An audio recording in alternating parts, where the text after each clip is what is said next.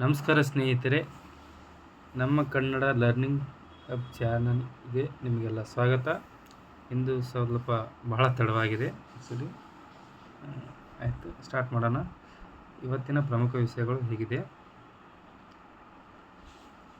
National health accounts ಇದೆ, Amazon ಮತ್ತು CCIನ future coupons case ಇದೆ, ಕಾಜಿಪೇಟೆ ರೈಲ್ ಮ್ಯಾನುಫ್ಯಾಕ್ಚರಿಂಗ್ ಯೂನಿಟ್ ಬಗ್ಗೆ ಇದೆ, ಇಂಡಿಯಾಸ್ ಇವಾಲ್ವಿಂಗ್ ಮೆಟ್ರೋಲಾಜಿ ಎಕೋಸಿಸ್ಟಮ್ ಬಗ್ಗೆ ಇದೆ. ಇನ್ನು ಒಂದನೇ ಫಸ್ಟ್ ಟಾಪಿಕ್ ಬಂದು ನ್ಯಾಷನಲ್ ಹೆಲ್ತ್ ಅಕೌಂಟ್ಸ್ ಅಂತ. ಇದು ಸ್ನೇಹಿತರೆ, ನ್ಯಾಷನಲ್ ಹೆಲ್ತ್ ಅಕೌಂಟ್ಸ್ ಏನಿದೆಯಲ್ಲ, ಆರೋಗ್ಯ ಕ್ಷೇತ್ರದ ಅಧಿಕೃತ ಹಣಕಾಸಿನ ಅಂದಾಜು ಬಗ್ಗೆ ಹೇಳತ್ತೈತಿ. ಇದು ಅಂದ್ರೆ ನಮ್ಮ ದೇಶದಲ್ಲಿ ಆರೋಗ್ಯ ಸೇವೆಗಳಿಗೆ ಎಷ್ಟು ಹಣ ವೆಚ್ಚ ಆಗ್ತಿದೆ ಅಂತ ಅಳಿತೈತಿ. ಇದು ಯಾವ ಇಲಾಖೆ ಅಡಿಯಲ್ಲಿ ಬರ್ತೈತೆ ಅಂದರೆ ಆರೋಗ್ಯ ಮತ್ತು ಕುಟುಂಬ ಕಲ್ಯಾಣ ಸಚಿವಾಲಯ ಅಡಿಯಲ್ಲಿ ಕೆಲಸ ಬರ್ತೈತಿ. ಇದು 2011 ಯಾವುದಿದು ಸಿಸ್ಟಮ್ ಆಫ್ ಹೆಲ್ತ್ ಅಕೌಂಟ್ಸ್, ಅದು ಚೌಕಟ್ಟಿನ ಆಧಾರದ ಮೇಲೆ ಇದನ್ನು ಬಿಡುಗಡೆ ಮಾಡಿದ್ದಾರೆ. ಅಂದರೆ ಎಷ್ಟು ಖರ್ಚು ಮಾಡ್ತೇನೆ ಅದು. ಒಂದೇದು ಹೇಳಬೇಕಂದ್ರೆ, ಒಟ್ಟು ಆರೋಗ್ಯ ವೆಚ್ಚ ಅಂದರೆ ಟೋಟಲ್ ಹೆಲ್ತ್ ಎಕ್ಸ್ಪೆಂಡಿಚರ್ ಅಂದರೆ ಏನಪ್ಪ ಅಂದರೆ ಸರ್ಕಾರ, ಕುಟುಂಬಗಳು ಮತ್ತು ವಿಮಾ ಸಂಸ್ಥೆಗಳು ಹಾಗೂ ಬಾಹ್ಯ ದಾನಿಗಳಿಂದ ಏನು ಆರೋಗ್ಯ ಕ್ಷೇತ್ರಕ್ಕೆ ಆಗ್ತದಲ್ಲ ವೆಚ್ಚ, ಅದಕ್ಕೆ ಏನಂತಾರೆ ಟೋಟಲ್ ಹೆಲ್ತ್ ಎಕ್ಸ್ಪೆಂಡಿಚರ್ ಅಂತಾರೆ. ಇದರಲ್ಲಿ ಗೋರ್ಮೆಂಟ್ ಹೆಲ್ತ್ ಎಕ್ಸ್ಪೆಂಡಿಚರ್ ಅಂದರೆ ಸರ್ಕಾರದಿಂದ ಆರೋಗ್ಯ ಕ್ಷೇತ್ರಕ್ಕೆ ಮಾಡುವಂಥ ವೆಚ್ಚಕ್ಕೆ ಗೌರ್ಮೆಂಟ್ ಹೆಲ್ತ್ ಎಕ್ಸ್ಪೆಂಡಿಚರ್ ಅಂತಾರೆ. ಇನ್ನು OPE ಅಂದರೆ ಔಟ್ ಆಫ್ ಪಾಕೆಟ್ ಎಕ್ಸ್ಪೆಂಡಿಚರ್, ಅಂದರೆ ಜನಸಾಮಾನ್ಯ ತಮ್ಮ ಜೇಬಿನಿಂದ ಏನು ಖರ್ಚು ಮಾಡ್ತಾರಲ್ಲ ಆರೋಗ್ಯ ಸೇವೆಗೆ, ಅದಕ್ಕೆ OPE ಅಂದರೆ ಔಟ್ ಆಫ್ ಪಾಕೆಟ್ ಎಕ್ಸ್ಪೆಂಡಿಚರ್ ಅಂತಾರೆ. ಇನ್ನು ಪ್ರಸ್ತುತ ಆರೋಗ್ಯ ವೆಚ್ಚ ಅಂದರೆ ಕರೆಂಟ್ ಅಕೌಂಟ್ ಎಕ್ಸ್ಪೆಂಡಿಚರ್, ಅಂದರೆ ನಾವು ದಿನನಿತ್ಯದಲ್ಲಿ ಚಿಕಿತ್ಸೆ, ಔಷಧಿಗಾಗಿ ಏನು ಖರ್ಚು ಮಾಡ್ತೇವಲ್ಲ ಅದನ್ನು ಕರೆಂಟ್ ಹೆಲ್ತ್ ಎಕ್ಸ್ಪೆಂಡಿಚರ್ ಅಂತ ಕರೀತಾರೆ. ಇನ್ನು ಇದು ಏನು 2011 ಇದೆಯಲ್ಲ, ಯಾವುದಿದು SHA ಅಂದರೆ ಏನು ಹೇಳಿದೆ ನಾನಿಲ್ಲಿ, ಸಿಸ್ಟಮ್ ಆಫ್ ಹೆಲ್ತ್ ಅಕೌಂಟ್ಸ್.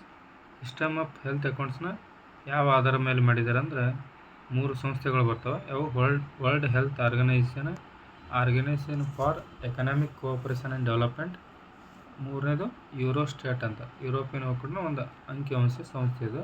ಈ 3 ಸೇರಿ ಇದು ಸಿಸ್ಟಮ್ ಆಫ್ ಹೆಲ್ತ್ ಅಕೌಂಟನ್ನು ಚೌಕಟ್ಟನ್ನು ಹಾಕಿದ್ದಾರೆ.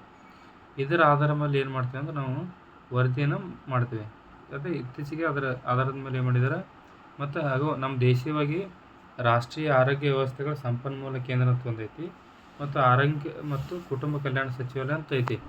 ಇವು 3 ಸೇರ ಆಧಾರದ ಮೇಲೆ ಒಂದು ಅಂಕಿಅಂಶನ ಪ್ರಕಟಿಸಿದ್ದಾರೆ ಆರೋಗ್ಯ ವೆಚ್ಚದ ಮೇಲೆ. ಅದು ಏನಂತೀವಿ ನ್ಯಾಷನಲ್ ಹೆಲ್ತ್ ಅಕೌಂಟ್ಸ್ 2022-23 10ನೇ ವರದಿ ಆಗಿದ್ದು, ಪ್ರಕಟಣೆ ಆಗಿದ್ದು. ಇದರಲ್ಲಿ ಮೇನ್ ಏನು ಅಂದರೆ ಅಂಕಿಅಂಶಗಳು ಏನಿದೆ ಅಂದರೆ, ಸರ್ಕಾರಿ ಆರೋಗ್ಯ ವೆಚ್ಚದ ಪಾಲು 2013-14ರಿಂದ 2022-23 ಎಷ್ಟು ಹೆಚ್ಚಾಗಿದೆ ಅಂದರೆ 1.15%ಇಂದ 1.4%ಗೆ ಏರಿಕೆಯಾಗಿದೆ. ಏನಿದು ಬಜೆಟ್ನ ಈಗ 100 ರೂಪಾಯಿ ಐತೆ ಅಂದರೆ ₹1.15ರಿಂದ ₹1.48 ಹೆಚ್ಚು ಮಾಡ್ಯಾರ ಅಂತ. ಇನ್ನು ಪ್ರಾಥಮಿಕ ಆರೋಗ್ಯದ ಸೇವೆಗಳ ಮೇಲೆ ವೆಚ್ಚ ಏನೈತಪ್ಪ, ಸರ್ಕಾರ ಏನು ಪ್ರಾಥಮಿಕ ಆರೋಗ್ಯ ಸೇವೆಗಳ ವೆಚ್ಚ 2013-14ರಲ್ಲಿ 50,000 ಅಂದರೆ 0.5 ಲಕ್ಷ ಅಂದರೆ 50,000 ಕೋಟಿಯಿಂದ 2022-23ರಲ್ಲಿ 1.4 ಅಂದರೆ 1,40,000 ಕೋಟಿ ಏರಿಕೆ ಆಗೈತೆ. ಅಂದರೆ 2% ಹೆಚ್ಚಾಗಿದೆ ಅಂತ ಹೇಳ್ತಾರೆ. ಮತ್ತಿನ್ನು ಜನಸಾಮಾನ್ಯರು ಎಷ್ಟು ಖರ್ಚು ಮಾಡ್ತಾ ಇದ್ದಾರಪ್ಪ, 64.2% ಇದ್ದಿದ್ದು 43.4% ಇಳಿದೈತೆ, ಅಂದರೆ ಕಡಿಮೆ ಆಗೈತೆ ಅಂತ ಹೇಳ್ತಾ ಇದ್ದಾರೆ ಈ ವರದಿ ಪ್ರಕಾರ. ಮತ್ತು ನಮ್ಮದಲ್ಲಿ ಆರೋಗ್ಯ ಸೇವೆಗಳು ಯಾವ್ಯಾವ ಹಂತದಲ್ಲಿ ಯಾವ ಥರ ಇದೆ ಅಂದರೆ, ಪ್ರಾಥಮಿಕ ಆರೋಗ್ಯ ಸೇವೆ ಏನೈತಿ ಸಮುದಾಯ ಮಟ್ಟದಲ್ಲಿ ಒದಗಿಸಲಾಗುತ್ತೆ. ಅಂದರೆ ನಮ್ಮ ಹಳ್ಳಿಗಳಲ್ಲಿ ಏನಿದಾವಲ್ಲ ಪ್ರಾಥಮಿಕ ಆರೋಗ್ಯ ಸೇವೆ ಅಥವಾ ಸಮುದಾಯ ಮಟ್ಟದಲ್ಲಿ ಒದಗಿಸ್ತಿರ್ತಾರೆ. ಅಲ್ಲಿ ಏನೇನು ಮಾಡ್ತಾರೆ ನಮ್ಗೆ ಗೊತ್ತಿದೆಯಲ್ಲ, ಲಸಿಕೆ ಹಾಕ್ತಾರೆ, ಆರೋಗ್ಯ ಜಾಗೃತಿ ಮೂಡಿಸ್ತಾರೆ, ಮತ್ತು ಸಾಮಾನ್ಯ ರೋಗಗಳಿಗೆ ಚಿಕಿತ್ಸೆ ಕೊಡ್ತಾರೆ, ಮತ್ತು ತಾಯಿ ಮತ್ತು ಮಕ್ಕಳ ಆರೋಗ್ಯ ಸೇವೆ ಅಂದರೆ ಅಂಗನವಾಡಿಗಳಲ್ಲೆಲ್ಲ ಕೊಡ್ತಾರಲ್ಲ ಅದು ಬರ್ತೈತಿ. ಮತ್ತು ಅಗತ್ಯ ಎಮರ್ಜೆನ್ಸಿ ಇದ್ದರೆ ಬೇರೆ ದೊಡ್ಡ ಹಾಸ್ಪಿಟ್ಲಿಗೆ ಕಳಿಸ್ತಾರಲ್ಲ ಅದು ಪ್ರಾಥಮಿಕ ಆರೋಗ್ಯ ಸೇವೆ. ಸೆಕೆಂಡರಿ ಆರೋಗ್ಯ ಸೇವೆ ಹೆಲ್ತ್ ಕೇರ್ ಅಂದರೆ ಇದರಲ್ಲಿ ಪ್ರೈಮರಿ ಹೆಲ್ತ್ ಸೆಂಟರ್ ಬರ್ತೈತಿ, CHC ಅಂದರೆ ಕಮ್ಯುನಿಟಿ ಹೆಲ್ತ್ ಸೆಂಟರ್ ಅಂತ, ಮತ್ತು ಜಿಲ್ಲಾ ಆಸ್ಪತ್ರೆ ಇವೆಲ್ಲ ಸೇರಿ ದ್ವಿತೀಯ ಆರೋಗ್ಯ ಸೇವೆ ಬರ್ತೈತಿ.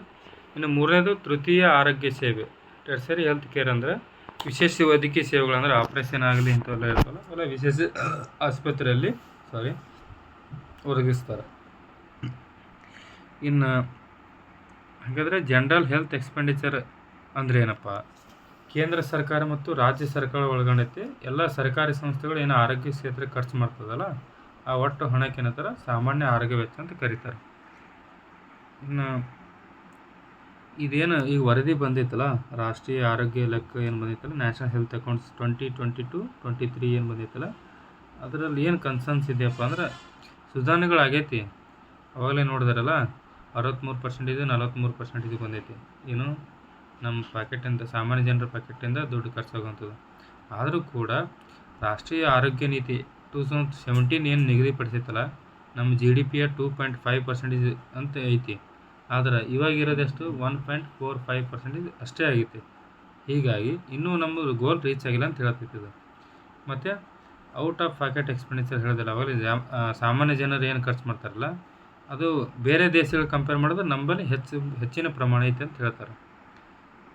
ಮತ್ತು ರಾಜ್ಯಗಳ ನಡುವೆ ಅಸಮಾನತೆ ಅಂದರೆ ಒಂದು ರಾಜ್ಯದಲ್ಲಿಕ್ಕಿಂತ ಇನ್ನೊಂದು ರಾಜ್ಯದಲ್ಲಿ ಅಸಮಾನತೆ ಐತಿ ಎಕ್ಸ್ಪೆಂಡಿಚರ್ ಮಾಡೋದ್ರಲ್ಲಿ, ಅಂದರೆ ಆರೋಗ್ಯ ವೆಚ್ಚದಲ್ಲಿ.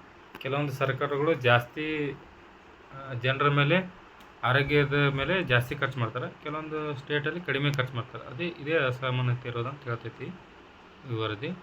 ಮತ್ತು ಆರೋಗ್ಯ ವೆಚ್ಚ ಮತ್ತು ಬಡತನದ ದುಷ್ಟಚಕ್ರ ಇವು ಎರಡು ಹೆಂಗೆ ರಿಲೇಟೆಡ್ ಐತಪ್ಪ ಅಂತ ಇದರಲ್ಲಿ ಹೇಳ್ತೈತಿ. ಏನು ಹೇಳ್ತೈತೆ ಅಂದ್ರೆ ಕಡಿಮೆ ಮತ್ತು ವಿಮಾ ಇಲ್ಲದೆ ವಿಮಾ ರಕ್ಷಣೆ, ಅಂದರೆ ವಿಮಾದು ಇರೋದಿಲ್ಲ. ಅಂದರೆ ವಿಮಾ ಮೀನ್ಸ್ ನಮಗೆ ಹೆಲ್ತ್ ಇನ್ಶೂರೆನ್ಸ್ ಜಾಸ್ತಿ ಜನಕ್ಕೆ ಇರೋದಿಲ್ಲಲ್ಲ, ಅವಾಗ ಏನಾಗುತ್ತೆ ಅಂದರೆ ದ್ವಿತೀಯ ಮತ್ತು ತೃತೀಯ ಹಂತದಲ್ಲಿ ಹೆಚ್ಚು ಖರ್ಚಾಗ್ತದೆ. ನಮಗೆ ಇನ್ಶೂರೆನ್ಸ್ ಇದ್ದರೆ ಇನ್ಶೂರೆನ್ಸ್ ಕ್ಲೈಮ್ ಆಗ್ತಿರ್ತದಲ್ಲ. ಮತ್ತು ಕಡಿಮೆ ಆದಾಯನೂ ಐತಿ, ಶಿಕ್ಷಣವೂ ಕಡಿಮೆ ಐತಿ.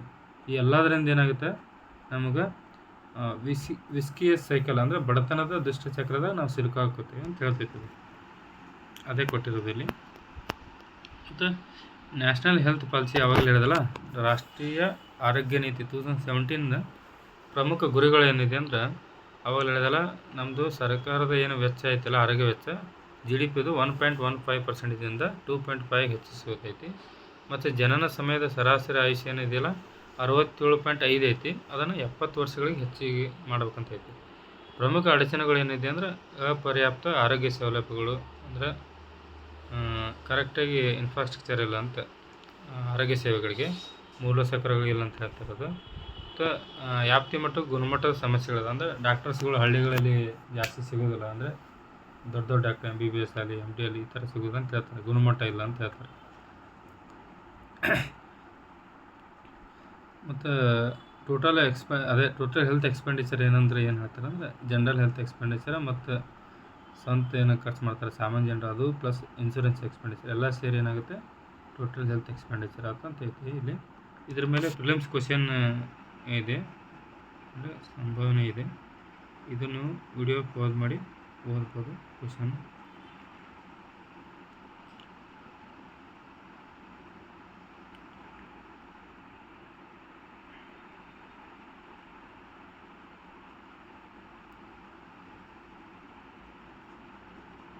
ಇದಕ್ಕೆ ಆನ್ಸರ್ನ ಕಮೆಂಟ್ ಬಾಕ್ಸಲ್ಲಿ ತಿಳಿಸಿ.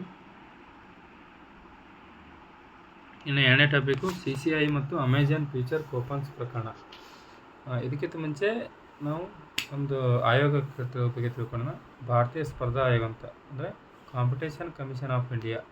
ಇದು ಭಾರತ ಸರ್ಕಾರದ ಒಂದು ಕಾನೂನುಬದ್ಧ ಸಂಸ್ಥೆ ಆಗಿದೆ. ಸ್ಟ್ಯಾಟ್ಯೂಟರಿ ಅಂದರೆ ಪಾರ್ಲಿಮೆಂಟಿಂದ ಆಗಿರೋದು ಇದು ಕಾನೂನುಬದ್ಧ ಸಂಸ್ಥೆ. ಕಾನೂನು ಅಂದರೆ ಪಾರ್ಲಿಮೆಂಟಿಂದ ಕಾನೂನಿನಿಂದ ಆಗಿರುವಂಥ ಸಂಸ್ಥೆ ಇದೆ ಇದು. ಅಂದರೆ ಇದು ಸಂವಿಧಾನದಲ್ಲಿ ಉಲ್ಲೇಖ ಅಲ್ಲ, ಶಾಸನದಿಂದ ಆಗಿದ್ದು. ಇದರ ಪ್ರಮುಖ ಜವಾಬ್ದಾರಿ ಏನಂದರೆ ಕಾಂಪಿಟೇಷನ್ ಆ್ಯಕ್ಟ್ 2002 ಏನೈತಿಲ್ಲ ಅದನ್ನು ಜಾರಿಗೊಳಿಸೋದು. ಈ ಆಯೋಗದ ಉದ್ದೇಶ ಏನಂದರೆ ಸ್ಪರ್ಧೆಗೆ ಪ್ರತಿಕೂಲ ಪರಿಣಾಮ ಬೀರುವ ಚಟುವಟಿಕೆಗಳನ್ನು ತಡೆಯುವುದು. ಅಂದರೆ ಏನು ಸ್ಪರ್ಧೆ ಅದೆಲ್ಲ ಮಾರುಕಟ್ಟೆಯಲ್ಲಿ ಅದು ಟ್ರಾನ್ಸ್ಪರೆಂಟಾಗಿ ನಡಿಬೇಕಂತ, ಒಬ್ಬರಿಗೆ ಹೆಚ್ಚು ಒಬ್ಬರು ಕಡಿಮೆ ಆಗ್ಬಿಡೋದು ಇದು ನೋಡ್ಕೊಳ್ತೈತಿ. ಮತ್ತು ಏನು ಲಿಬರಲ್ ಎಕಾನಮಿ ಇದೆಯಲ್ಲ ನಮ್ಮದು, ಅಂದರೆ ಎಲ್ಲ ವ್ಯವಹಾರಗಳಲ್ಲಿ ಸಮಾನ ಅವಕಾಶ ಕೊಡುವ ವಾತಾವರಣ ಒದಗಿಸುವುದು ಇದು. ಇದನ್ನು ಲೆವೆಲ್ ಪ್ಲೇಯಿಂಗ್ ಫೀಲ್ಡ್ ಅಂತ ಕರೀತಾರೆ. ಇನ್ನು ಇದರ ಪಾತ್ರ ಏನಂದ್ರೆ ದೊಡ್ಡ ಕಂಪ್ನಿಗಳು ತಮ್ಮ ಮಾರ್ಕೆಟ್ ಶಕ್ತಿಯನ್ನು ದುರುಪಯೋಗಪಡಿಸಿಕೊಂಡು ಹೊಸ ಸ್ಟಾರ್ಟಪ್ಗಳು ಮತ್ತು ಸಣ್ಣ ಸಂಸ್ಥೆ ಹತ್ತಿರಂತೆ ನೋಡಿಕೊಳ್ಳಬೇಕು.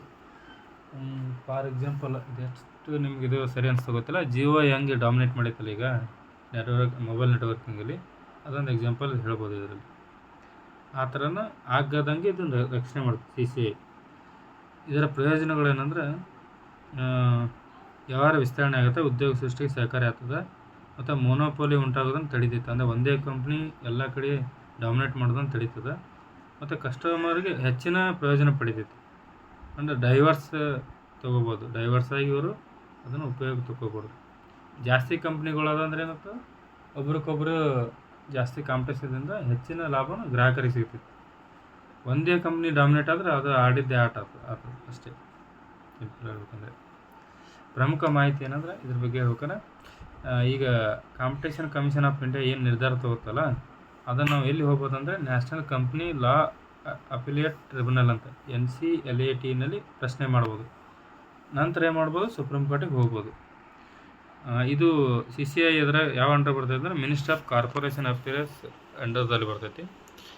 ಇನ್ನು LPG ಸುಧಾರಣೆ ನಂತರ ಅದೇ ಯಾವಾಗಲೂ ಹೇಳಿದಲ್ಲ, ಭಾರತ ಆರ್ಥಿಕತೆ ಹೆಚ್ಚು ಮುಕ್ತ ಮತ್ತು ಮಾರುಕಟ್ಟೆ ಆಧಾರಿತ ಆಯಿತು. ಎಲ್ಲ ಪರಿಸ್ಥಿತಿಗಳನ್ನು ಏನು ಮಾಡಿದ್ರು, ಎಲ್ಲ ಕಂಪ್ನಿಗಳು ಸಮಾನ ಅವಕಾಶ ದೊರೆಯೋದು ನೋಡಿಕೊಳ್ಳಲು ಇದನ್ನು CCIನ ಸ್ಥಾಪನೆ ಮಾಡಿದ್ರು. ಅದು ಹೆಲ್ದಿ ಕಾಂಪಿಟೇಷನನ್ನು ರೂಪಿಸಲು ಇದನ್ನು ಸ್ಥಾಪನೆ ಮಾಡಿದ್ರು.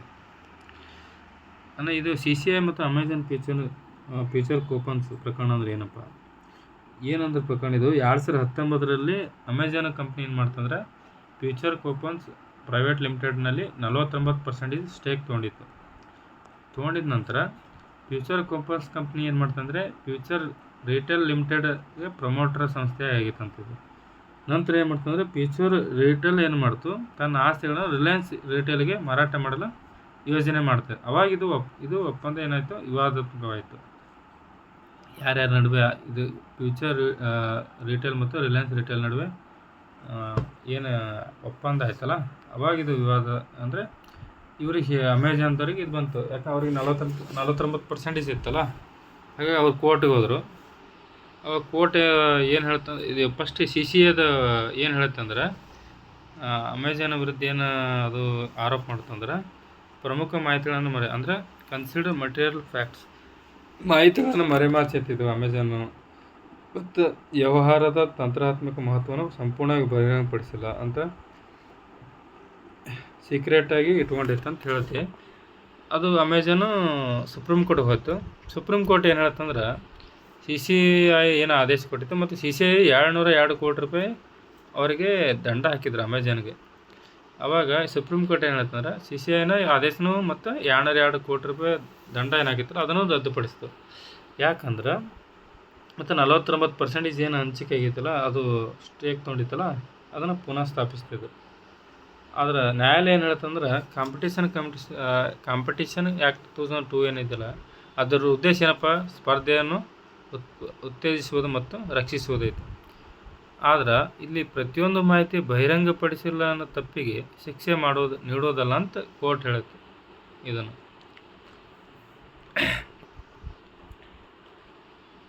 ಅಂದರೆ ಮಾಹಿತಿ ಬಹಿರಂಗಪಡಿಸಿಲ್ಲ ಅಂತ ತಪ್ಪಿಗೆ ಶಿಕ್ಷೆ ಅಂದರೆ ದಂಡ ವಿಧಿಸೋದಲ್ಲ ಅಂತ ಹೇಳ್ತೈತಲ್ಲ.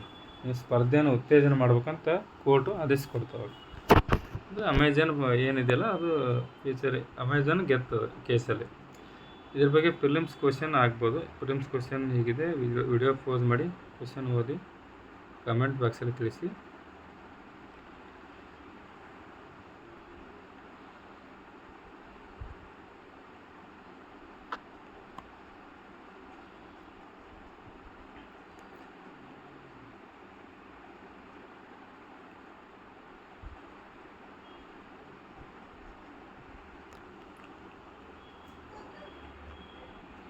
ಮೂರನೇ ಟಾಪಿಕ್ ಬಂದು ಕಾಜಿಪೇಟೆ ರೈಲು ತಯಾರಿಕೆ ಘಟಕ. ಏನಂದ್ರೆ ಪ್ರಯಾಣಿಕರ ಕೋಚ್ಗಳು ಏನದಲ್ಲ ಅವು ಎಲ್ಲೆಲ್ಲದ ನೋಡೋಣ. ಫಸ್ಟ್ ಭಾರತೀಯ ರೈಲ್ವೆ ಉತ್ಪಾದನಾ ಘಟಕಗಳು ಎಲ್ಲೆಲ್ಲದು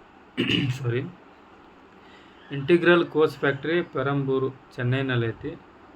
ಇದು ಇಂಟಿಗ್ರಲ್ ಕೋಚ್ ಫ್ಯಾಕ್ಟ್ರಿ ಕೋಚ್ಗಳನ್ನು ಉತ್ಪಾದಿಸ್ತೈತಿ. ಮತ್ತು ಈಗ LHB ಕೋಚ್ಗಳನ್ನು ಉತ್ಪಾದಿಸ್ತದೆ ಇದು. ರೈಲ್ ಕೋಚ್ ಫ್ಯಾಕ್ಟ್ರಿ ಕಪರ್ತುಲಾದಲ್ಲಿದೆ. LHP ಮುಖ್ಯ ಮಾರ್ಗ ಕೋಚ್ಗಳು ಮತ್ತು ವಿಸ್ಟಾಡೋಮ್ ಮತ್ತು ಮೆಮೊ ಸೇರಿದಂತೆ ಹಲವಾರು ವಿವಿಧ ಕೋಚ್ಗಳನ್ನು ಉತ್ಪಾದಿಸುತ್ತದೆ.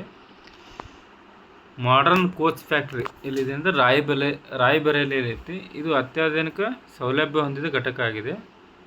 ಇದು ಸುಧಾರಿತ LHP ಪ್ರಯಾಣಿಕರ ಕೋಚ್ಗಳನ್ನು ನಿರ್ಮಾಣ ಮಾಡ್ತೈತಿ ಇದು ಕೂಡ. ಮತ್ತು ಲೊಕೊಮೋಟಿವ್ಸ್ ಎಲ್ಲಿದೆ ಅಂದರೆ ವಾರಣಾಸಿ ಮತ್ತು ಪಟಿಯಾಲದಲ್ಲಿ ತಯಾರಾಗ್ತವೆ ಲೊಕೊಮೋಟಿವ್ಸು.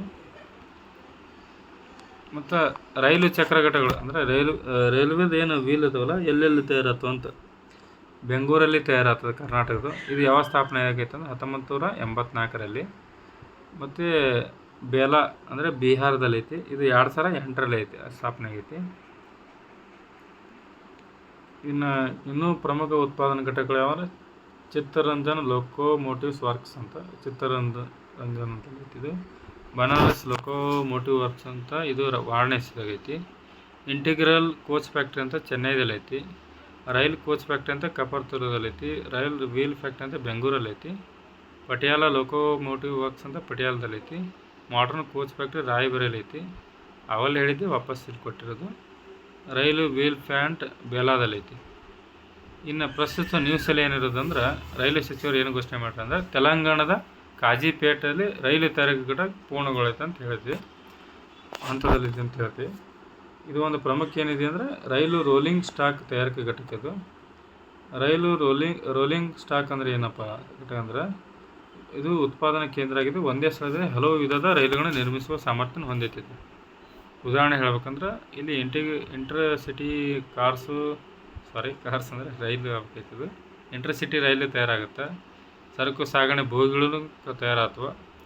ಫ್ರೈಟ್ ವ್ಯಾಗನ್ಸ್ ಅಂತಾರೆ. ಲೊಕೊಮೋಟಿವ್ಸ್ಗಳು ತಯಾರಾಗ್ತವೆ. ಮೆಟ್ರೋ ಕೋಚ್ಗಳು ತಯಾರಾಗ್ತವೆ. ಆರಂಭದಲ್ಲಿ ಏನೈತಿ ಮುಂದಿನ 5 ವರ್ಷಗಳಲ್ಲಿ 200 ಇಂಟರ್ಸಿಟಿ ರೈಲನ್ನು ತಯಾರಿಸಲಿದೆ ಇಲ್ಲಿ. ಮತ್ತು LHP coaches safer. LHP coaches ಯಾಕೆ ಸೇಫ್ ಅಂದರೆ ಅಪಘಾತ ಸಂದರ್ಭದಲ್ಲಿ ಇಂಟಿಗ್ರೇಟೆಡ್ ಕೋಚ್ ಫ್ಯಾಕ್ಟ್ರಿ ಕೋಚ್ಗಳು ಏನದಾವಲ್ಲ ಒಂದರ ಮೇಲೊಂದು ಏರ್ಬೋದಂತ. ಇದರಿಂದ ಗಂಭೀರ ಹಾನಿ ಗಂಭೀರ ಹಾನಿ ಮತ್ತು ಸಾವಾಗುತ್ತಂತ.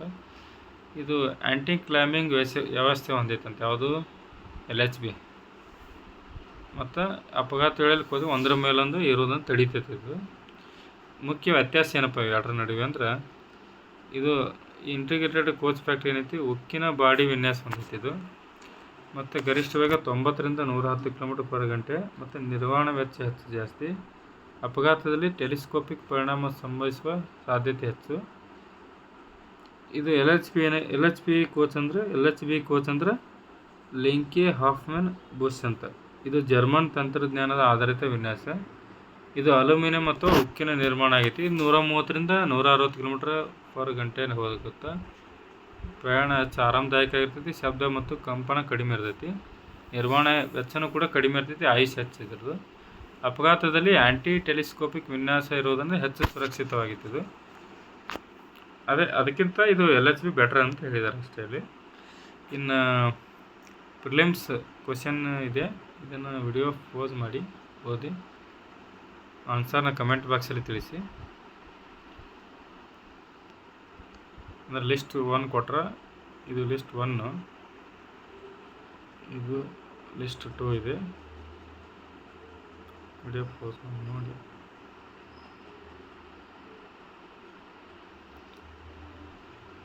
ಇದು ಆಪ್ಷನ್ ಕಮೆಂಟ್ ಬಾಕ್ಸಲ್ಲಿ ತಿಳಿಸಿ ಆನ್ಸರ್ನ. 4ನೇ ಟಾಪಿಕ್ ಬಂದು ಭಾರತ ಅಭಿವೃದ್ಧಿಯಾಗುತ್ತಿರುವ ಮೆಟ್ರಾಲಜಿ ವ್ಯವಸ್ಥೆ, ಇಂಡಿಯಾಸ್ ಎವಾಲ್ವಿಂಗ್ ಮೆಟ್ರಾಲಜಿ ಎಕೋಸಿಸ್ಟಮ್. ಹಾಗಾದರೆ ಮೆಟ್ರಾಲಜಿ ಅಂದರೆ ಏನಪ್ಪ? ಸೈನ್ಸ್ ಆಫ್ ಮೆಜರ್ಮೆಂಟಿಗೆ ಮೆಟ್ರಾಲಜಿ ಅಂತಾರೆ. ಅಂದರೆ ಅಳತೆಗಳನ್ನು ಮಾನದಂಡಗಳನ್ನು ಸ್ಥಾಪಿಸುವುದು, ನಿರ್ವಹಿಸುವುದು, ಸುಧಾರಿಸುವುದು ಕುರಿತು ಕೆಲಸ ಮಾಡುತ್ತದೆ. ಇದು ಅಳತೆಗಳು ನಿಖರವಾಗಿರಬೇಕು, ವಿಶ್ವಾಸಾರ್ಹ, ಏಕರೂಪ ಆಗಿರಬೇಕಂತ ಹೇಳ್ತೈತೆ ಇದು. ಹಾಗಿದ್ರೆ ಮೆಟ್ರಾಲಜಿ ಯಾಕೆ ಮುಖ್ಯಪ್ಪ? ಯಾಕಂದರೆ ಎಲ್ಲೆಲ್ಲಿ ಮುಖ್ಯ ಆಗುತ್ತೆ ಅಂದರೆ ವ್ಯಾಪಾರ ಮತ್ತು ವಾಣಿಜ್ಯದಲ್ಲಿ ನ್ಯಾಯಸಮ್ಮತ ವ್ಯವಹಾರಗಳನ್ನು ಖಚಿತಪಡಿಸುತ್ತದೆ. ಉದಾಹರಣೆ ಬೇಕಾದ್ರೆ 1 kg ಅಕ್ಕಿ ಖರೀದಿಸಿದ್ರೆ ಅದು 1 kg ತೂಕ ಇರಬೇಕು ಅಂತ ಹೇಳ್ತೈತಿ. ಮತ್ತು ಮ್ಯಾನುಫ್ಯಾಕ್ಚರಿಂಗ್ ಮತ್ತು ಇಂಡಸ್ಟ್ರಿಯಲ್ಲಿ ಅದಕ್ಕೆ ಕೂಡ ಅಲ್ಲಿ ಕೂಡ ನಿಖರತೆ ಬೇಕೇ ಬೇಕು. ಮತ್ತು ಉದಾಹರಣೆ ಹೇಳ್ಬೇಕಾದ್ರೆ ವಿಮಾನಗಳು ತಯಾರಾಗಬೇಕಾದ್ರೆ, ವಾಹನಗಳು ಮತ್ತು ಮೊಬೈಲ್ ಫೋನ್ಗಳಲ್ಲಿ ಹೆಚ್ಚು ನಿಖರತೆ ಅಳತೆಗಳು ಬೇಕಾಗ್ತವೆ. ಇನ್ನು ಹೆಲ್ತ್ ಕೇರಲ್ಲಿ ಬೇಕಾಗ್ತವೆ ವೈದ್ಯಕೀಯ ಸಾಧನಗಳು ಮತ್ತು ಔಷಧಿಗಳಲ್ಲಿ ಇವು ಅಳತೆಗಳನ್ನು ಖಚಿತಪಡಿಸ್ತೈತೆ. ಸೈಂಟಿಫಿಕ್ ರಿಸರ್ಚಲ್ಲೂ ಬೇಕಿದೆ. ಸಂಶೋಧನೆಗಳಲ್ಲಿ ಸರಿಯಾದ ಮತ್ತು ವಿಶ್ವಾಸಾರ್ಹ ಫಲಿತಾಂಶ ಪಡೆಯಲು ಇದು ಸಹಾಯಕ ಮಾಡುತ್ತದೆ. ಮತ್ತು ಎನ್ವೈರನ್ಮೆಂಟಲ್ ಮಾನಿಟರಿಂಗ್, ಗಾಳಿ, ನೀರು, ತಾಪಮಾನ, ಪರಿಸರದ ಇತರ ಅಂಶಗಳನ್ನು ನಿಖರವಾಗಿ ಅಳೆಯಲು ಸಹಾಯ ಮಾಡ್ತೈತದೆ. ಇನ್ನು ಪ್ರಾಚೀನ ಕಾಲದಲ್ಲಿ ಮತ್ತು ಮಧ್ಯಯುಗದ ಕಾಲದಲ್ಲಿ ಹೆಂಗಿತ್ತಪ್ಪ, ಸಿಂಧೂ ಕಣಿವೆ ನಾಗರಿಕತೆಯಲ್ಲಿ ಕೂಡ ಅತ್ಯಂತ ಎಂತಲ್ಲ ಭಾರಿ ವ್ಯಾಕ್ಯುರೇಸಿ ಮಾನದಂಡಗಳು ಇದ್ದವು ಅಲ್ಲಿ. ಮತ್ತು ನಗರ ಯೋಜನೆ ಚೆನ್ನಾಗಿತ್ತು, ನಿಮ್ಗೆ ಗೊತ್ತಿರುತ್ತೆ. ವ್ಯಾಪಾರ ಮತ್ತು ವಾಸ್ತುಶಿಲ್ಪನೂ ಪ್ರಗತಿ ಇತ್ತು ಅಲ್ಲಿ. ಇನ್ನು ಮೌರ್ಯ ಸಾಮ್ರಾಜ್ಯದಲ್ಲೂ ಕೂಡ ಆಡಳಿತ, ತೆರಿಗೆ ಮತ್ತು ವ್ಯಾಪಾರ ನಿಯಂತ್ರಣ, ತೂಕ ಮತ್ತು ಅಳತೆ ವ್ಯವಸ್ಥೆ ಇತ್ತು. ಮತ್ತು ಶೇರ್ಷಾ ಸೂರಿ ಅವರು ಇದ್ದಲ್ಲ, ರುಪಿಯಾ ನಾಣ್ಯವನ್ನು ಪರಿಚಯ ಮಾಡಿದರು. ಮತ್ತು ಇವತ್ತಿಗೂ ಕೂಡ ಇದು ರೂಪಾಯಿ ಅಂತ ಆಗಿದೆ. ಇನ್ನು ಪ್ರಾಚೀನ ಕಾಲದಲ್ಲಿ ಕೆಲವೊಂದು ಮಾನದಂಡಗಳು, ಘಟಕಗಳಿತ್ತು, ಅದ್ರ ಬಗ್ಗೆ ನೋಡೋಣ. ರತ್ತಿ ಅಂದರೆ ಏನಪ್ಪ, ಸಣ್ಣ ಬೀಜ ಆಧಾರಿತ ಅಳತೆಯ ಘಟಕ ಇದು. ಇದನ್ನು ಮುಖ್ಯವಾಗಿ ಚಿನ್ನ, ರತ್ನಗಳು, ಅಮೂಲ್ಯ ವಸ್ತುಗಳನ್ನು ತೂಕ ಅಳೆಯಲು ಬಳಸುತ್ತಿದ್ದರು. ಇನ್ನು ಎರಡನೇದು ಮಾಸ್ ಅಂತ. ಮಾಸ್ ಅಂದ್ರೇನು, ಮಾಸಿ ಅಂತೇನು ಅದು ಇರ್ಬೋದು ನಮಗೆ. ನಿಗದಿತ ಸಂಖ್ಯೆಯ ರತ್ತಿಗಳ ಆಧಾರದ ಮೇಲೆ ರೂಪುಗೊಂಡ ದೊಡ್ಡ ಘಟಕ ಇದು. ತೊಲ, ನಾವು ತೊಲೆ ಅಂತೆಲ್ಲ ಬಂಗಾರದಾಗ ಅದೇ ಇರಬೇಕು. ತೊಲ ವ್ಯಾಪಾರ ವ್ಯವಹಾರಗಳು ಮತ್ತು ಅಮೂಲ್ಯ ಲೋಹಗಳು ಅಂದೇನು ಬಂಗಾರ, ಅಳತೆಗೆ ವ್ಯಾಪಕವಾಗಿ ಬಳಸಲಾಗುತ್ತದೆ ಘಟಕಗಳು. ಇನ್ನು ಸಿರ ಅಂದರೆ ಇದೇನಪ್ಪ, ಸಿರ ಅಂದರೆ ವ್ಯಾಪಾರ ಮತ್ತು ಮಾರುಕಟ್ಟೆ ವ್ಯವಹಾರಗಳಲ್ಲಿ ಬಳಸಲಾದ ದೊಡ್ಡ ಅಳತೆಯ ಘಟಕ ಇತ್ತು. ಇನ್ನು ಮೌಂಡ್ ಮತ್ತು ಕ್ಯಾಂಡಿ, ಇದು ದೊಡ್ಡ ಪ್ರಮಾಣದ ವ್ಯಾಪಾರ, ಸಂಗ್ರಹಣೆ ಮತ್ತು ಕೃಷಿ ವ್ಯವಹಾರಗಳಲ್ಲಿ ಬಳಸಲಾಗುತ್ತದೆ ದೊಡ್ಡ ಅಳತೆಯ ಘಟಕಗಳಂತಿದ್ದು. ಇನ್ನು ಆಧುನಿಕ ಕಾಲದಲ್ಲಿ ಬಂದರೆ ಭಾರತ ಸರ್ಕಾರ ಏನು ಮಾಡೈತೆ ಅಂದರೆ ಆಧುನಿಕ ಮೆಟ್ರಾಲಜಿ ಪ್ರಮಾಣ 1947ರಲ್ಲಿ ನ್ಯಾಷನಲ್ ಫಿಸಿಕಲ್ ಲ್ಯಾಬೊರೇಟರಿ ಅಂತ ಸ್ಥಾಪನೆ ಮಾಡುತ್ತೆ. 1947ರಲ್ಲಿ ಇದು ಕ್ವಶನ್ ಕೇಳ್ಬೋದು. ನ್ಯಾಷನಲ್ ಫಿಸಿಕಲ್ ಲ್ಯಾಬೊರೇಟರಿ ಯಾವಾಗ ಸ್ಥಾಪನೆ ಆಯಿತು ಅಂದರೆ 1947ರಲ್ಲಿ. ಇನ್ನು SI ಘಟಕಗಳು. SI ಘಟಕಗಳು ಅಂತ ಗೊತ್ತಿದೆ ನಿಮಗೆ, ಜಗತ್ತಿನಾದ್ಯಂತ ಅಳತೆಗಾಗಿ ಬಳಸುವ ಅಂತಾರಾಷ್ಟ್ರೀಯ ಅಂಗೀಕರಿಸಲಾದ ಮಾನದಂಡ ಘಟಕಗಳು. ಇನ್ನು ನಮ್ಮ ಭಾರತ ಸರ್ಕಾರ SI ಘಟಕನ ಹೆಂಗೆ ಅಳವಡಿಸ್ಕೊಂಡಿತ್ತಂದ್ರೆ 1957-58ರಲ್ಲಿ ಮೀಟರ್ ಕನ್ವೆನ್ಷನ್ ಅಂತ ಸಹಿ ಮಾಡಿ ಇದನ್ನು SI ಯೂನಿಟ್ನ ಅಳವಡಿಸ್ಕೊಂಡಿತ್ತು. ಯಾವಾಗ 1957-58ರಲ್ಲಿ ಮೀಟರ್ ಕನ್ವೆನ್ಷನ್. ಎಕ್ಸಾಂಪಲ್ ಹೇಳ್ಬೇಕಾದ್ರೆ ಮೀಟರ್, ಕಿಲೋಗ್ರಾಮ, ಸೆಕೆಂಡ್ ಇವೆಲ್ಲ SI ವ್ಯವಸ್ಥೆಯ ಭಾಗಗಳಾಗಿವೆ. ಅದೇ ಹೇಳ್ತಾರೆ, ಈ ವ್ಯವಸ್ಥೆ ವಿಜ್ಞಾನ, ವ್ಯಾಪಾರ, ಕೈಗಾರಿಕೆ ಮತ್ತು ದೈನಂದಿನ ಜೀವನದಲ್ಲಿ ಏಕರೂಪತೆ ಕಾಯ್ದೆಗಳು ಸಹಾಯ ಮಾಡ್ತವೆ. ಇನ್ನು ಕಾನೂನುಬದ್ಧ ಮೆಟ್ರಾಲಜಿ ಕಾಯ್ದೆ ಯಾವತ್ತು 2009ರಲ್ಲಿ. ಇದನ್ನು ಲೀಗಲ್ ಮೆಟ್ರಾಲಜಿ ಆ್ಯಕ್ಟ್ 2009 ಅಂತ ಕರೀತಾರೆ. ಇದು ಯಾವ ವಸ್ತುಗಳು ಬರ್ತಾವೆ ಅಂದ್ರೆ ವೇಟಿಂಗ್ ಇನ್ಸ್ಟ್ರೂಮೆಂಟ್ಸ್, ಪ್ಯಾಕೇಜ್ ಕಮ್ಯುನಿಟೀಸ್ ಅಂದರೆ ಪ್ಯಾಕೇಜ್ ವಸ್ತುಗಳು, ಫ್ಯೂಲ್ ಡಿಸ್ಪೆನ್ಸರ್ಸ್ ಅಂದರೆ ಇಂಧನ ವಿತರಕ ಯಂತ್ರಗಳು, ನೀರು ಮತ್ತು ವಿದ್ಯುತ್ ಮೀಟರ್ಗಳು, ವಾಟರ್ ಮತ್ತು ಎಲೆಕ್ಟ್ರಿಸಿಟಿ ಮೀಟರ್ಗಳು, ವೈದ್ಯಕೀಯ ಮತ್ತು ಕ್ಲಿನಿಕಲ್ ಸಾಧನಗಳು, ಕ್ಲಿನಿಕಲ್ ಮತ್ತು ಮೆಡಿಕಲ್ ಇನ್ಸ್ಟ್ರೂಮೆಂಟ್ಸ್, ಎಲೆಕ್ಟ್ರಾನಿಕ್ಸ್ ಡಿವೈಸಸ್, ಉದಾಹರಣೆ ಸ್ಮಾರ್ಟ್ಫೋನ್ಸು, ಲ್ಯಾಪ್ಟಾಪ್, ಸ್ಮಾರ್ಟ್ ಟೆಲಿವಿಷನ್ಗಳು ಇವೆಲ್ಲ ಬರ್ತಾವೆ 2019 ಆ್ಯಕ್ಟಲ್ಲಿ. ಮತ್ತು ಆಧುನಿಕ ಕಾಲದಲ್ಲಿ ಭಾರತ ಸರ್ಕಾರ ಅಳತೆ ವ್ಯವಸ್ಥೆಯಲ್ಲಿ ಏನು ಕ್ರಮಗಳು ಏನು ಕೈಗೊಂಡಿತ್ತಪ್ಪ ಅಂದ್ರೆ ಅದೇ ಹೇಳೋದಲ್ಲ, 1947ರಲ್ಲಿ ಕಾಯ್ದೆ ತಂದಿತ್ತು. ಯಾವುದು ಪ್ರಯೋಗಾಲಯ ಸ್ಥಾಪನೆ ಮಾಡೈತೆ, ರಾಷ್ಟ್ರೀಯ ಪ್ರಯೋಗಾಲಯ ಸ್ಥಾಪನೆ ಮಾಡೈತಿ. 56ರಲ್ಲಿ ತೂಕ ಮತ್ತು ಅಳತೆಗಳ ಮಾನದಂಡ ಕಾಯ್ದೆನ ಜಾರಿಗೆ ತಂದಿತ್ತು, ಅಂಗೀಕಾರ ಮಾಡೈತಿ 56ರಲ್ಲಿ. 57ರಲ್ಲಿ ಮತ್ತು ಮೀಟರ್ ಕನ್ವೆನ್ಷನ್ ಮಾಡಿ SI ಯೂನಿಟನ್ನು ಅಳವಡಿಸ್ಕೊಂಡೈತಿ. 58ರಲ್ಲಿ 57ರಲ್ಲಿ ಸಹಿ ಹಾಕಿ 58ರಲ್ಲಿ ಅಳವಡಿಸ್ಕೊಂಡೈತಿ. 76ರಲ್ಲಿ ಪರಿಷ್ಕೃತ standard of weights and measures ಆ್ಯಕ್ಟನ್ನು ಅಂಗೀಕಾರ ಮಾಡೈತಿ 76ರಲ್ಲಿ. 2009ರಲ್ಲಿ ಲೀಗಲ್ ಮೆಟ್ರಾಲಜಿ ಆ್ಯಕ್ಟನ್ನು ಅಂಗೀಕಾರ ಮಾಡೈತಿ. 11-13ರಲ್ಲಿ ಲೀಗಲ್ ಮೆಟ್ರಾಲಜಿ ಆ್ಯಕ್ಟ್ ಅಡಿಯಲ್ಲಿ 7 ನಿಯಮಗಳನ್ನು ಜಾರಿಗೆ ತಂದಿತ್ತು. ಅವು ಯಾವ್ಯಾವಪ್ಪ ಅಂದ್ರೆ 2023-26ರಲ್ಲಿ ಜನ ವಿಶ್ವಾಸ ಆ್ಯಕ್ಟನ್ನು ಅಂಗೀಕಾರ ಮಾಡೈತಿ 23-26ರಲ್ಲಿ. ಇನ್ನು ಅವಾಗಲೇ ಹೇಳೋದಲ್ಲ, ಲೀಗಲ್ ಮೆಟ್ರಾಲಜಿ ಆ್ಯಕ್ಟ್ 2009ರಲ್ಲಿ ನಿಯಮಗಳು ಅದಾವೆ ಕೆಲವೊಂದು. ಏನಿದೆ ಲೀಗಲ್ ಮೆಟ್ರಾಲಜಿ ರೂಲ್ಸ್ ಅಂತ, legal metrology packaged commodities rules ಅಂತ. 3ನೇದು legal metrology approval of models rules, legal metrology national standards rules, legal metrology numerous rules, legal metrology government approved test centre rules, Indian institute of legal metrology rules. ಅಂದರೆ 7 ನಿಯಮಗಳಿವೆ ನೋಡು. ಅವೆಲ್ಲ ಹೇಳಿದ್ರೆ 7 ನಿಯಮಗಳು 2019 act ಒಳಗೆ 7 ನಿಯಮಗಳು. ಇನ್ನು ಇತ್ತೀಚಿನ ಅಭಿವೃದ್ಧಿಗಳು ಏನಾಗಪ್ಪ, ರೀಸೆಂಟ್ ಡೆವಲಪ್ಮೆಂಟ್ಸ್ ಏನಾಗಂದ್ರೆ ಈ ಮಾಪ್ ಪೋರ್ಟಲ್ ಅಂತ ತಂದಾರ. ಈ ಮಾಪ್ ಪೋರ್ಟಲ್ ಏನದು ಗ್ರಾಹಕರ ವ್ಯವಹಾರಗಳ ಸಚಿವ ಇಲಾಖೆ ಪ್ರಾರಂಭಿಸಿತ್ತು, ಡಿಪಾರ್ಟ್ಮೆಂಟ್ ಆಫ್ ಕನ್ಸ್ಯೂಮರ್ ಅಫೇರ್ಸ್.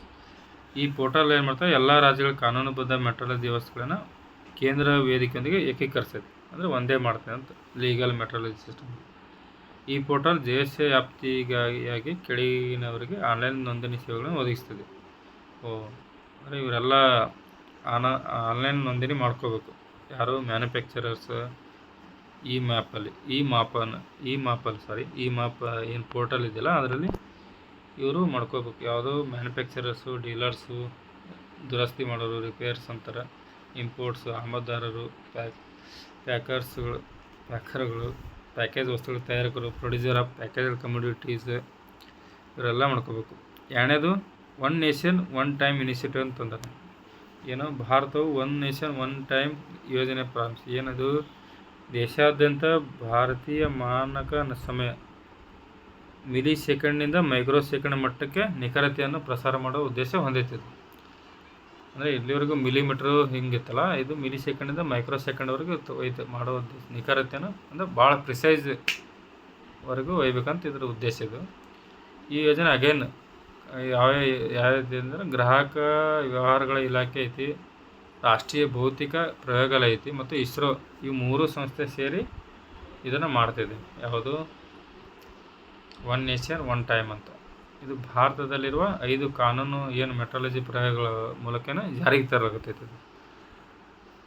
ಯೋಜನೆ ಉದ್ದೇಶ ಏನಿದೆ ಅಂದ್ರೆ ಕೆಳಗಿನ ಕ್ಷೇತ್ರ ಏನೈತಲ್ಲ ಅದರಲ್ಲಿ ಏಕರೂಪ ಮತ್ತು ಅತ್ಯಂತ ನಿಖರವಾದ ಸಮಯ ಮತ್ತು ವ್ಯವಸ್ಥೆಯನ್ನು ನಿರ್ಮಿಸುವುದು. ಇದು ಯಾವ್ಯಾವ ಕ್ಷೇತ್ರ ಅಂದರೆ telecommunication, banking, navigation, power grids, digital governance ಮತ್ತು 5G ಸೇವೆಗಳು, artificial intelligence, internet of things, scientific research, ಈ ಎಲ್ಲದರಲ್ಲಿ ಕೂಡ ನಿಖರತೆ ಅಂತ ಸಲುವಾಗಿ ಏನು ಮಾಡತ್ತೈತೆ ಅಂದ್ರೆ ಒನ್ ನೇಷನ್ ಒನ್ ಟೈಮ್ ಯೋಜನೆ ಅಂತ ತರಾಗತ್ತೈತಿ. ಯಾವ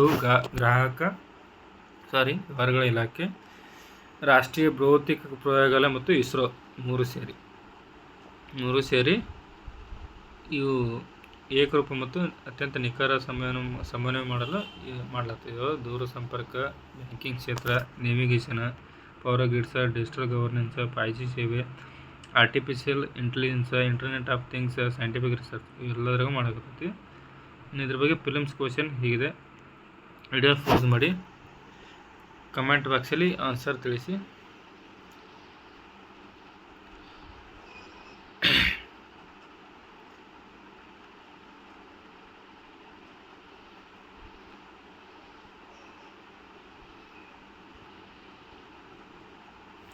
ಇನ್ನು ಹಿಂದಿನ ಕ್ಲಾಸಿನ ಕ್ವಶನ್ಗೆ ಆನ್ಸರ್ ಇವು.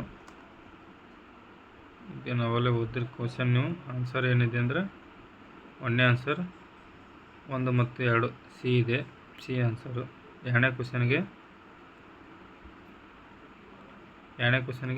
ಬಿ ಆನ್ಸರು, 2 ಮತ್ತು 3 ಮಾತ್ರ. 3ನೇ ಕ್ವಶನ್ಗೆ ಬಿ ಆನ್ಸರು, ರಾಷ್ಟ್ರೀಯ ಆಹಾರ ಭದ್ರತಾ ಕಾಯ್ದೆ 2013. 4ನೇ ಕ್ವಶನ್ಗೆ ಸಿ ತ್ರಿಪುರ.